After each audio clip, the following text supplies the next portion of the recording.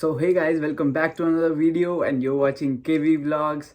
आई hope कि आप सभी सेफ होंगे अपने अपने घरों में। एंड आज की इस वीडियो में मैं बताऊंगा एक्सपेक्टेशंस जो हम इंडिया में रह के सोचते हैं कनाडा के बारे में या इंटरनेशनल स्टूडेंट्स के बारे में वर्सेस रियलिटी, जो यहाँ का सच है, जो यहाँ का बिटर ट्रुथ भी आप बोल सकते हो।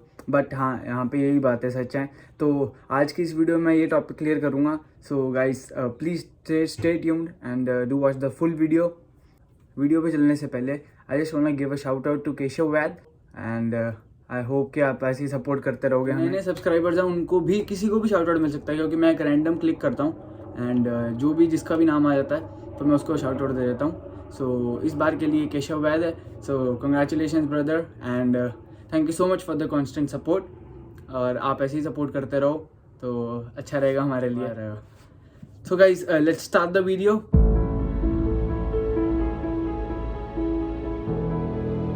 सबसे पहला पॉइंट क्या है जो हम सबसे पहला सुनते हैं इंडिया में, बहुत ज़्यादा सुना होगा, जिनको जहाँ यहाँ का ज़्यादा एक्सपीरियंस नहीं होता है, जैसे कि इंडिया में बैठे बैठे आपका कोई दोस्त नहीं है बाहर या आपकी कोई रिलेटिव नहीं है बाहर, तो हमें कैसे पता लगेगा मेन कनाडा कैसा है। तो हम यही सुनते हैं कि कनाडा बहुत ज़्यादा ब्यूटीफुल है, बहुत ज़्यादा सुंदर है।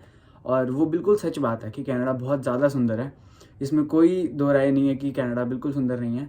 बट अभी मैं इतना घूमा नहीं हूँ, पर जितना भी मैंने देखा है अभी तक, ये बिल्कुल गलत बात नहीं है, बिल्कुल सही बात है। कनाडा बहुत ज़्यादा सुंदर है। एंड मैं ये नहीं कह रहा कि इंडिया सुंदर नहीं है या कनाडा सुंदर है या यूएस सुंदर नहीं है या यूएस सुंदर है या नहीं है, वो मुझे नहीं पता। बट मैं सिर्फ इस पे वीडियो बना रहा हूँ, तो मेरा ये मोटिव नहीं है कि किसी भी की भी फीलिंग्स को हार्म करना। तो मुझे इसी वे में लेना, मुझे प्लीज़ जज मत करने लग जाना किसी भी चीज़ से। या मैं यहाँ की वीडियो बना रहा हूँ तो इंडिया से जज मत करने लग जाना जो इंडिया में बैठे हैं, तो ऐसा कुछ भी नहीं है। जो दूसरा स्टेप है, जो हम दूसरा सुनते हैं वहाँ पे, जो इंटरनेशनल स्टूडेंट्स, जैसे मैक्सिमम परसेंटेज यहाँ पे इंटरनेशनल स्टूडेंट्स की है। यहाँ पे सारे मैक्सिमम इंटरनेशनल स्टूडेंट्स आते हैं। जो भी कनाडा से आएगा वो एज ए स्टूडेंट आता है, और मे बी 90 to 95% यहाँ पे स्टूडेंट्स आते हैं। तो वहाँ पे क्या होता है कि हम सुनते हैं यार 2 साल की पढ़ाई है, और जैसे जो ओंटारियो में है वो 2 साल की पढ़ाई होती है 16 मंथ्स की, ठीक है। तो ज़रूरी नहीं है कि आपको पूरा 2 साल ही लगेंगे पढ़ने पे। यहाँ पे 16 मंथ्स की पढ़ाई होती है। अगर आपका अगर ड्रॉप है तो ड्रॉप को मिला के 4 महीने और, तो आप लगा लो 20 मंथ्स की पढ़ाई होगी आपकी। तो हम इंडिया में ये सुनते हैं कि यार 16 महीने या 20 महीने की पढ़ाई है बस, और वो करके हम आराम से ऐश करेंगे या हम फ्री हो जाएंगे थोड़ा, और वहाँ पे फिर लाइफ इजी होना स्टार्ट हो जाएगी। यार ये बिल्कुल सच नहीं है, ये बिल्कुल गलत स्टेटमेंट है। तो जो भी इंडिया में बैठे हैं, जो भी आने वाले हैं, मैं आपको डिस्करेज नहीं कर रहा या डिमोटिवेट नहीं कर रहा, मैं आपको अवेयर कर रहा हूँ कि यहाँ पे ऐसा होता है। तो इसी में थोड़ा ब्रीफली जाऊँगा मैं इसी वाले पॉइंट में। तो होता क्या है एक्चुअली, आप इंडिया से सोच के आते हो कि बस 2 साल की पढ़ाई करेंगे हम, और उसके बाद वर्क परमिट पे काम करके पैसे कमा के जो हमने पीआर लेनी है वो हम ले लेंगे। यार ये इतना ईजी नहीं है जो इंडिया में लगता था। इनफैक्ट मुझे भी लगता था, मैं भी यही सोचता था कि इतना ज़्यादा ईजी है, बट है नहीं। क्योंकि आप 2 सेमेस्टर की फ़ीस पे करके आते हो, जो एवरेज लगा ले तो $8,000 हैं एक सेमेस्टर की। तो आपने 2 सेमेस्टर की वहाँ से फ़ी पे करी होती है। तो बट जब 3rd सेमेस्टर आता है तो वहाँ की फ़ीस इकट्ठी करना 3rd और 4th की सबसे मुश्किल होती है इकट्ठी करना। क्यों होती है? क्योंकि जब आप 3rd सेमेस्टर की फ़ीस इकट्ठी करते हो ना, तो आपके पास 8 मंथ्स का टाइम है, ठीक है। पहले 2 सेमेस्टर की आपने फ़ीस दे रखी है, बट जब आप 4th की फ़ीस इकट्ठी करोगे तो आपके पास सिर्फ 1 सेमेस्टर का टाइम होता है। और आपको पता है कि यहाँ पे 20 आवर्स से ज़्यादा एक वीक में काम नहीं कर सकते हैं। तो सिन पे काम करना और फीस इकट्ठी करना थोड़ा मुश्किल है। मैं मतलब ये नहीं कहूँगा कि बहुत ज़्यादा मुश्किल है या इम्पॉसिबल है, बट हाँ थोड़ा मुश्किल है। और अगर आपका बीच में ड्रॉप है तो ड्रॉप को ज़रूर लें, उसको ज़रूर यूज़ करें। अगर आपकी 20 महीने की पढ़ाई हो भी जाती है, कोई प्रॉब्लम नहीं है उसमें 4 महीने की और पढ़ने में, क्योंकि आपका 4 महीने का बीच में ड्रॉप पड़ जाएगा 2 सेमेस्टर के बाद था। क्योंकि आपको फिर होता क्या है उससे कि आपको ना 4th सेमेस्टर की फ़ीस इकट्ठी करने का टाइम मिल जाता है। तो आप अगर किसी का ड्रॉप है तो प्लीज़ ड्रॉप को यूज़ करना एंड ड्रॉप वाले ही कोर्सेज़ लेके आना वहाँ से। मैं तो यही प्रेफर करूँगा, क्योंकि मैं नहीं लेके आया हूँ एंड मुझे थोड़ी दिक्कत हो रही है इसमें। इसलिए मैं आपको यही प्रेफर करूंगा, मैं आपको यही सजेस्ट करूंगा कि आप ड्रॉप वाले ही कोर्स लेके आना। सो गाइज ये स्टेप हो गया पूरा। दूसरा पॉइंट है वो है कि आपके पास वर्क परमिट आ जाएगा तो आप ऐश करोगे, आपकी स्टडी ख़त्म हो गई तो आप आराम से फ्री हो जाओगे बिल्कुल। बट प्रेशर किस बात का होता है, होता क्या है मेन यहाँ पे आ गए, स्टडी के टाइम पे भी जो बहुत कम लोग बताते हैं इस बात को।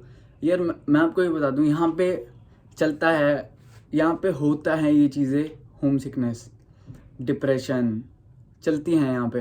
क्योंकि यार आप काम से घर आते हो, आपकी सेम रूटीन है, आपने काम करना है, फिर आके असाइनमेंट्स बनानी है, पढ़ना है, तो यार वो आप इतना ज़्यादा मैनेज नहीं कर सकते, इतनी जल्दी इतनी चीज़ें मैनेज नहीं होती हैं। स्टार्टिंग के 2-3 महीने, 4 महीने, 6 महीने, कई कई बार तो 8-8 महीने बाद भी ऐसा फील होता है कि यार हम यहाँ पे क्यों आए, क्यों आना ही नहीं चाहिए था यहाँ पे, क्योंकि वहाँ पे सब कुछ चल रहा था। क्योंकि हम इस गारंटी से आते हैं कि जो हमारा फ्यूचर है वो सिक्योर है, पर वो जो फ्यूचर सिक्योर है वो 4 या 5 साल बाद सिक्योर नहीं है, क्योंकि इसका जो रिटर्न मिलता है वो मिलता है 8 या 10 साल बाद, अच्छा रिटर्न। क्योंकि इतना रिटर्न तो आप इंडिया में भी रख सकते थे, ठीक है, बट जो प्रॉपर सेट होके जो अच्छा रिटर्न मिलेगा वो आपको पीआर के बाद मिलेगा। मतलब 5 साल के बीच बीच में आप पीआर ले लो या 5 साल के बाद मिल जाती है, और उसके बाद भी आप और हसल करना पड़ता है और स्ट्रगल करना पड़ता है। और यहाँ का स्ट्रगल वर्ड मैं इसलिए यूज़ कर रहा हूँ क्योंकि यहाँ पे स्ट्रगल है, क्योंकि आप घर वालों से दूर हो, इसलिए मैं स्ट्रगल बोलूँगा इस चीज़ को। और मैं फिर से आपको बता दूँ कि मैं किसी को डीमोटिवेट नहीं कर रहा या किसी को डिस्करेज नहीं कर रहा, बट जो सच है वही मैं आपको बता रहा हूँ, जो रियलिटी है यहाँ की वो मैं आपको बता रहा हूँ। तो सिर्फ एक्सपेक्टेशंस में मत रहना, तो जो रियलिटी है उसको भी फेस आपको कभी ना कभी करना ही पड़ेगा। इसलिए मैं ये वाली वीडियो बना रहा हूँ कि आपको थोड़ी सी हेल्प हो जाए, और तो आपका माइंडसेट थोड़ा वैसा रहेगा। तो होता क्या है कि जब आपके पास वर्क परमिट आ जाता है तो आप एक तरफ से बिल्कुल क्लियर हो जाते हो कि चलो अब आपकी पढ़ाई ख़त्म हो गई है, अब आपको उसकी टेंशन नहीं है, ठीक है। बट एक नई टेंशन आती है और वो होती है पीआर की। अब जो आए हैं +2 के बाद उनके लिए पीआर लेना मुश्किल है काफ़ी, क्योंकि आपके पॉइंट्स नहीं बनते। जो ग्रेजुएशन करके आए हैं उनके पॉइंट्स बनते हैं यहाँ पे, क्योंकि जो ग्रेजुएशन के पॉइंट्स यहाँ पे मिलते हैं पीआर में, इसलिए। तो जैसे आजकल जो स्कोर चल रहा है वो चल रहा है 400 के आसपास चल रहा है, पर जो अभी लेटेस्ट स्कोर आया था वो आया था 397। मैक्सिमम स्टूडेंट्स की +2 वाली भी यहाँ पे हो जाती है। यहाँ पे 398 397 पॉइंट्स बनते हैं हमारे, अगर आप +2 से आओ और नॉक बी लेवल की आपको जॉब मिल जाए यहाँ पे। तो जैसे आप सुपरवाइजर लग गए कहीं पे, ठीक है, वो आपकी नॉक बी लेवल की जॉब्स होती हैं। यहाँ पे नॉक बी लेवल्स की जॉब आपको स्टडी खत्म होने के बाद मिलती है, और आपको वो सर्च करनी पड़ती है। अगर आपकी फील्ड में मिल जाए तो बहुत बेटर है, क्योंकि वैसे तो बहुत सारी नॉक बी लेवल की जॉब्स होती है, जैसे आईटी कंपनीज में काफ़ी मिलती हैं, तो इनका स्कोप ज़्यादा है। बट मैं आपको ये कहूँगा कि अगर आप ग्रेजुएशन के बाद यहाँ पे आ रहे हो तो आपको ज़्यादा बेनिफिट मिलेगा, क्योंकि फिर आपको इतना नहीं होता यार कि फिर आपको ये है कि अगर आप नॉक बी लेवल की जॉब करोगे भी तो आपको पीआर मिल जाएगी, क्योंकि आपका सीआरए स्कोर वहाँ से वैसे हो जाएगा, पीआर के लिए आप एलिजिबल हो जाओगे ग्रेजुएशन के, क्योंकि पॉइंट्स मिलते हैं यहाँ पे। इसलिए मैं प्रेफर करूँगा कि अगर आप ग्रेजुएशन के बाद आ रहे हो तो ज़्यादा बेटर है, क्योंकि मैं नहीं आया था ग्रेजुएशन के बाद एंड यहाँ पे आके ये बातें पता लगी हैं। तो ऐसा ना हो कि आप भी यहाँ पे आओ, अपना टाइम ख़राब करो, अपने पैसे ख़राब करो। 18-20 लाख सब ने लगाया होता है, बट आजकल ऐसा है कि जो स्टूडेंट्स जिन्होंने +2 भी करी थी आजकल उन्हें भी पीआर मिल रही है। अभी लेटेस्ट ट्वीट आया था कनाडा की तरफ से कि जो भी टेम्परेरी रेजिडेंट्स हैं यहाँ पे उन सभी को पीआर मिलेगी। एंड जैसे कि अभी एक ड्रॉ निकला था, जिसकी पढ़ाई ख़त्म हुई थी और उनको 40,000 स्टूडेंट्स थे जिसके बीच में फ़ाइल लग सकती थी पीआर के लिए। अभी जिसकी भी पढ़ाई ख़त्म हुई थी वो अपनी फाइल्स लगा सकते थे, वो सभी एलिजिबल थे। तो ऐसे ड्रॉज इन्होंने और निकालने हैं अगले 3 सालों तक।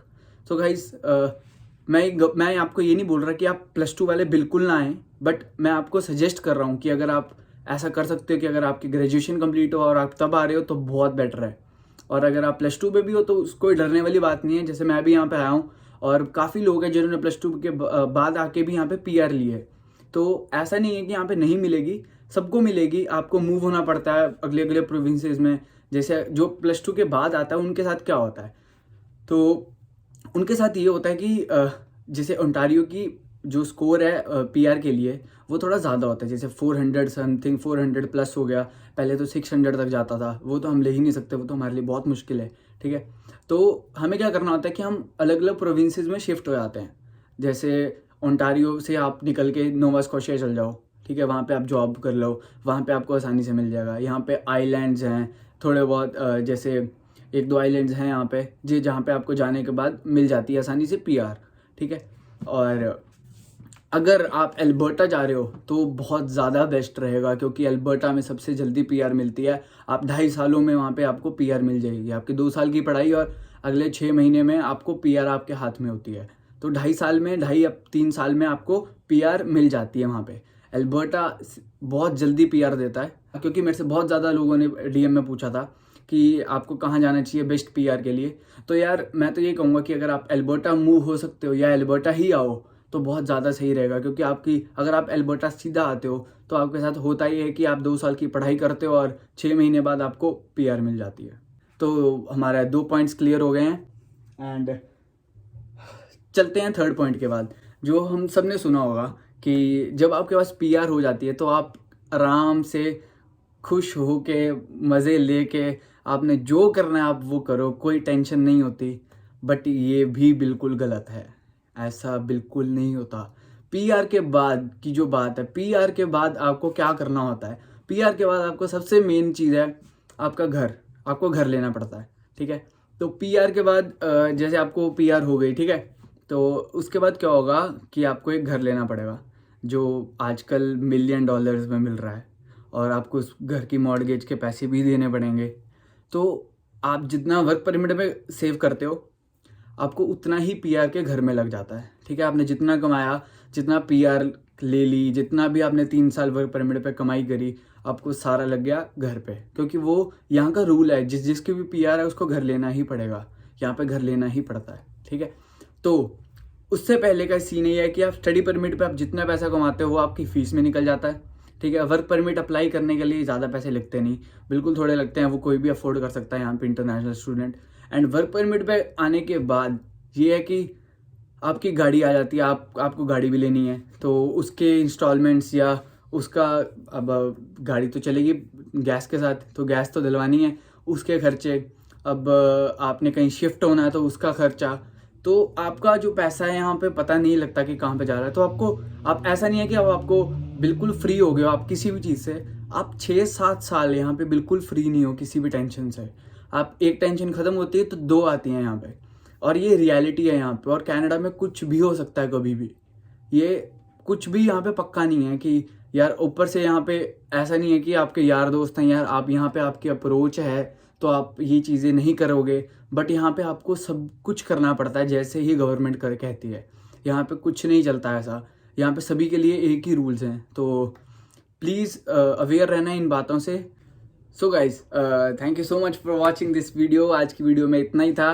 एंड आई होप कि आपको ये वाली वीडियो हेल्पफुल लगेगी। आई होप कि आप ये वाली वीडियो बहुत शेयर करोगे। And thank you so much. मेरी जो पिछली वीडियो थी आइल्स वाली, उस पर आपने 5K व्यूज़ करवाए, and thank you so much for that. So अगर जिसने मेरी पिछली वीडियो नहीं देखी है तो प्लीज़ यहाँ पे जाके ज़रूर देख लेना। और जितनी भी मेरी पुरानी वीडियोज़ है आप देख सकते हो, जैसे कि मैंने हर एक चीज़ पे, कनाडा की हर एक चीज़ पे यहाँ पे वीडियो बनाई थी। तो अभी मैं धीरे धीरे बाहर भी जाऊँगा, क्योंकि अभी कोविड का सीन था तो मैं ज़्यादा बाहर जा नहीं रहा हूँ। तो जैसे ही थोड़ा कम होगा तो मेरे डेली व्लॉग्स भी आएंगे, मैं ये वाले व्लॉग्स भी बनाऊँगा, वो भी मैं वीकली ही पोस्ट करूँगा। जैसे सैटरडे हो गया या संडे हो गया, या मे बी मंडे तक भी चल जा सकती है बात, क्योंकि अब सैटरडे संडे को असाइनमेंट्स आ जाती हैं, तो असाइनमेंट्स कर रहे होते हैं हम। पहले तो नहीं था हमारा कॉलेज लगा हुआ, बट अब कॉलेज लग गया है तो थोड़ा उसका भी प्रेशर चल रहा है। एंड आई होप कि यार जो भी यहाँ पे नया आने वाला है, प्लीज़ इन बातों को ध्यान में रखना। और जो सबसे बड़ी बात हम अब बोलते हैं कि ये कनाडा वर्थ है 2021 में आने के लिए या नहीं। यार मैं तो ये कहूँगा कि हाँ वर्थ है, बट अगर आपको लंबे रिटर्न्स चाहिए, अगर आप में पेशेंस है 8-10 साल की, 7-8-10 साल की आप में अगर पेशेंस है, तो ही आप यहाँ पे कनाडा में आए। बट इंस्टेंट रिजल्ट लेने के लिए कनाडा में मत आए। इन सब चीज़ों से गुजरना पड़ेगा, इन सब चीज़ों से निकलना पड़ेगा, मेंटली और फिजिकली स्ट्रांग रह के, ठीक है। तो आई होप यार कि आपको ये वाली वीडियो अच्छी लगेगी। And thank you so much for this, and thank you so much for watching this video. And stay safe, stay strong, peace out. मैं आपको एक गुड न्यूज़ देना चाहता हूँ पहले कि जो मैंने कम्युनिटी एक स्टार्ट करनी थी, इंटरनेशनल स्टूडेंट्स के लिए। उसमें मेरी एक नया यूट्यूबर जो ग्रोइंग यूट्यूबर है वो मेरी हेल्प कर रहा है, एंड उसका नाम बहुत जल्दी रिवील होगा मे बी नेक्स्ट वीडियो में, और हम दोनों मिलके उसको चलाएंगे। एंड आई होप कि आप जितने ज़्यादा जने होंगे, जितने ज़्यादा लोग होंगे, उतने ज़्यादा लोग जुड़ोगे, इसलिए जल्दी से जल्दी जाके सब्सक्राइब कर दो, सो आपको पता लग जाएगा नेक्स्ट वीडियो में कौन सा यूट्यूबर मेरी हेल्प कर रहा है इस चीज़ में। एंड हम दोनों मिलके ये काम करने वाले हैं। वो बहुत ज़्यादा अच्छी तरह से ग्रो कर रहा है, एंड आई होप कि यार आपको भी अच्छा लगेगा जब मैं उसका नाम रिवील करूँगा। अगर आपने मेरे को इंस्टाग्राम पे फॉलो नहीं किया अभी तक तो प्लीज़ मेरे इंस्टाग्राम हैंडल पे मेरे को फॉलो कर लेना और इस चैनल को सब्सक्राइब ज़रूर करना।